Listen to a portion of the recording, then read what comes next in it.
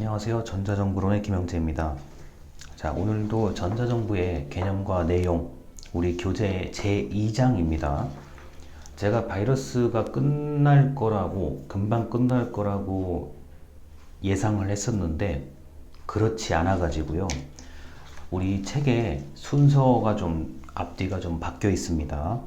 그런데 이미 여러분들이 웬만큼 우리 현재 교재의 3분의 2 정도를 지금 다 한 거기 때문에 전자정부의 개념과 내용은 뭐 굳이 영상을 보지 않더라도 적당히 제 목소리만 들어도 충분히 너무나도 쉽게 이해하실 수 있습니다. 그리고 매주마다 출석 인정 과제를 하잖아요. 저희가 하고 있는데 적어주신 글을 보면은 저도 잘 이용해 보지 않은 것들을 어떤 분은 너무나 편리합니다 라고 써주신 분도 계시고, 이미 제가 알고 있는, 특히 제가 봤을 때 이게 좀 아쉽다 또는 문제다 이런 거를 똑같이 느끼시는 분도 계시더라고요. 오히려 저는 이 수업 덕분에, 이번에 수업 덕분에 제가 좀 모르는 정보를 반대로 제가 얻고 있는 상황입니다. 그래서 그 게시판에 글을 남겨주실 때 뭐 짧거나 길거나 그거는 전혀 문제가 안 되니까 편안하게 여러분이 하고 계신 거, 생각했던 거를 자유롭게 글을 적어주시면 여러분과 제가 모두 도움이 됩니다. 첫 번째 영상은 뭐 전자정부의 개념 62쪽부터 71쪽까지 얘기인데 너무 뻔한 얘기를 또 해야 됩니다. 전자상거래라고 들어보셨겠죠. 이커머스라고 얘기를 합니다. 제가 대학교를 졸업할 때쯤에 우리나라의 각종 기술 자격증, 기초 기술 자격증에 관련된 것 중에 이커머스 관리사라는 자격증이 있었어요. 제가 그거를 취득을 했거든요. 아주 예전에요.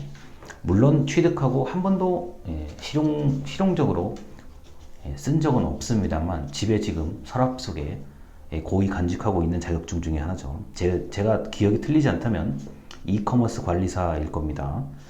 그 당시에 필기 시험이었고 뭐 실기가 있었는지 없었는지까지는 기억이 안 나는데 그렇게 어렵지 않았어요. 그 B2B, 비즈니스 투 비즈니스 개념을 가지고 시험 문제가 좀 많이 나왔던 것 같습니다.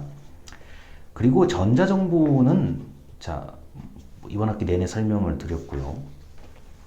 전자상거래하고 전자정부는 모두 일렉트릭의 요소가 포함되기 때문에 모두 인터넷의 발달에서 시작을 합니다. 인터넷 www죠. www인데 뭐 이미 다 아시겠지만 군사적인 용도 국방망, 국방망을 통해서 먼저 발달을 하기 시작했는데요. 이러한 인터넷 발달은 뭐 정부뿐만 아니라 기업, 그리고 이제는 개인, 아마 전기가 통하는 데라고 하면 지구상 어디서나 인터넷에 최소한의 접속을 할 수 있지 않을까, 저는 그렇게 생각을 합니다. 전자상거래도 엄청나게 발달한 영역이죠. 우리 게시판에 적어주신 내용을 보면은 사실상 60% 이상은 전자상거래, 결제에 관련된, 계좌이체나 결제에 관련된 얘기인데, 특히 스마트폰으로 계좌이체를 하고 결제할 수 있다는 점을 흥미롭다라고 적어주신 분들이 제 눈에는 많이 보였습니다.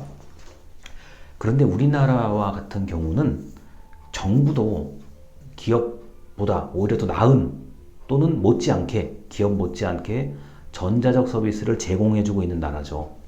더 설명 안 드리겠습니다. 사이버 공간도 우리 교재에 보면 이런 게 있어요. 표가 하나 있는데 일반 오프라인과 온라인을 비교해 놓은 표인데, 오프라인에서는 부처와 부처, 그러니까 팀과 팀 간의 장벽, 서로 소통이 안 된다는 얘기입니다. 소통이 안 된다고 적혀 있고, 온라인은 소통이 된다고 적혀 있어요. 물론 사이버 공간이 팀과 팀, 부처와 부처, 어떤 특정한 조직과 조직 간의 장벽을 낮추는 데 기여한 것은 사실이지만 부처 간 장벽이 없어진 건 아닙니다. 우리가 가끔 이런 게 있어요. 좀 그렇게 많은 예는 아닌데, 나는 담당자입니다. 여러분이 공무원이라 생각하세요. 나는 이 민원을 A 부서에서 처리해야 되는 것으로 분류를 했어요. 실제 지금 그 인터넷 민원 담당하는 공무원의 얘기입니다. 민원을 접수를 받았는데 이 사안은 이 민원은 A 부서 거로 보냈어요. 근데 A 부서에서는 이게 다른 본인들의 부서의 업무가 아닌 다른 부서의 업무라고 다시 이관을 했습니다. 이거는 우리 A 부서 업무가 아닌데 이건 어쩌면 C 부서 업무 아니야? 이렇게 민원이 좀 이렇게 왔다 갔다 하는 경우들이 있어요. 자, 그런 경우는 이 부처 간 장벽이 낮아졌다 높아졌다의 개념이라고 볼 수가 없죠. 그리고 협업. 자, 지난 정부에서 협업을 강조하고 부처 간 장벽을 없애자, 칸막이를 해소하자는 얘기를 했었는데 이게 그렇게 쉬운 일은 아닙니다. 왜냐면은 각자의 권한을 가지고 있고 공무원은 업무 분장, 자신의 일과 자신의 일이 아닌 것이 상당히 명확하게 구분되어 있기 때문에 부처 간 장벽이 낮아지기가 완전히 없어지기는 어려운 일입니다. 그리고 왜 이게 업무 분장이 확실하게 나눠져 있냐면은 행정적 책임, 법적 책임 요소가 있기 때문에 그렇습니다. 이 법적 책임이나 행정적 책임은 만약에 어떤 일이 잘못됐을 경우에 네가 잘못했냐, 제가 잘못했냐 얘기거든요. 그래서 업무 분장이 분명하게 나누어져 있다는 것은 행정적 책임, 법적 책임과 맞물려 있다는 사실. 그렇기 때문에 협업의 개념이 쉽게 일어나지 않아요. 다만 행정적으로나 법적으로나 예를 들어서 A팀과 B팀과 C팀 세 개의 팀을 같이 어떤 특정한 업무를 해라 이렇게 공식적으로 만약에 명시되었거나 공식적으로 지시, 명령을 하거나 지시, 명령을 받았다고 하면 그렇게 되면은 또 협업이 잘 일어납니다. 비대면 참여 서비스. 요새 그 바이러스 문제로 저도 시민 활동, 제가 공무원은 아니지만 시민의 입장에서 공무원과 같이 참여하는 활동들을 많이 하는 편이거든요. 그런데 분명히 5월달, 현재 이 영상을 촬영하고 있는 경우는 5월입니다. 5월 지금 중순인데 5월 중순 같은 경우는 제가 거의 집에서 있을 시간이 없어요. 특히 주말 같은 경우요. 토요일과 일요일은 행사 참여라든가 이런 것 때문에 거의 없다고 봐야 되고요. 그 다음에 주중에도 각종 회의 그리고 세미나 이런 것 때문에 만날 일이 집에서 오히려 있을 일이 거의 없는데 요새 같은 경우는 바이러스 문제로 비대면 참여, 유튜브 채팅창으로 참여하시겠습니까? 아니면 이메일로 보내주시겠습니까? 이런 비대면 서비스가 활발해진다. 비대면 의사 결정 그리고 의사 수렴이 활발해진다. 처음 저도 이런 걸 느껴봐요. 왜냐면 제가 지금까지 아주 다양한 활동을 조금씩 해보면서 느끼는 건데 보통 사람을 부르거든요. 어느 집단이든지 그러니까 고객을 모집한다. 사람이 모여야 뭔가 일이 된다고 생각을 하는데 이번 바이러스 이것을 계기로 사람이 안 모이고도 일을 할 수 있다는 것을 절실하게 느끼고 있습니다.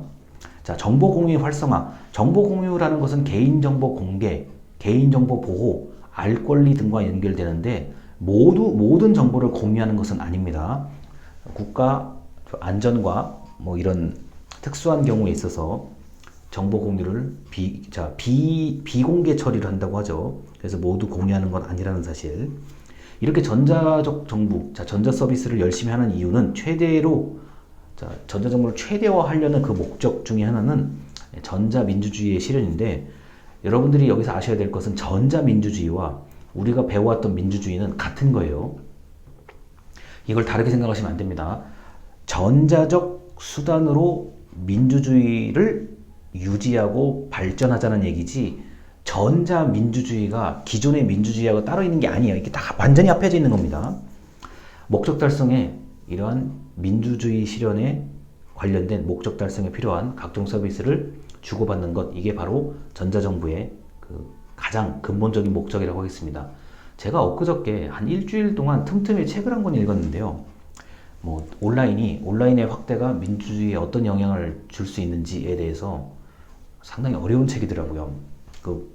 내용 자체를 제가 모르지는 않는데 그걸 굉장히 어렵게 이제 정리를 많이 해놓은 책인데 그걸 보니까 이제 관계, 연결이라는 얘기를 자꾸 하더라고요. 그러니까 저와 여러분들이 지금 유튜브로 연결이 돼 있고 저와 여러분들이 학교에 그 이러닝 캠퍼스요. 시스템으로 연결이 돼 있고 연결에 대한 이야기를 많이 해요.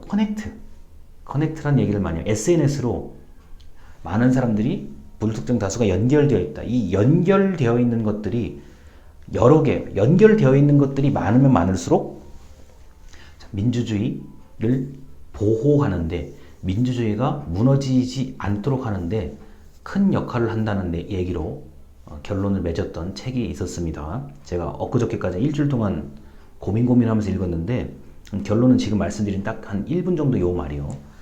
연결시켜주는 고리가 많으면 많을수록 소통의 기회가 많아지고 소통의 범위가 넓어지기 때문에 쉽게 민주주의를 위협하는 세력들이 흔히 말해서요. 작당 모의 한다 그러죠. 이런 세력들이 금방 들통이 날 거다라는 얘기도 하더라고요. 의미 있는 내용이었습니다. 그래서 우리 전자정부는 앞으로 발전을 더 하면 했지 이게 퇴보될 일은 없을 거라고 봐요.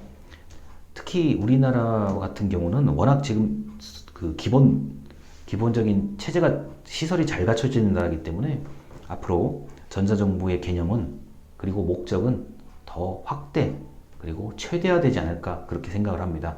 일단 여기까지 첫 번째 영상을 마치겠습니다. 감사합니다.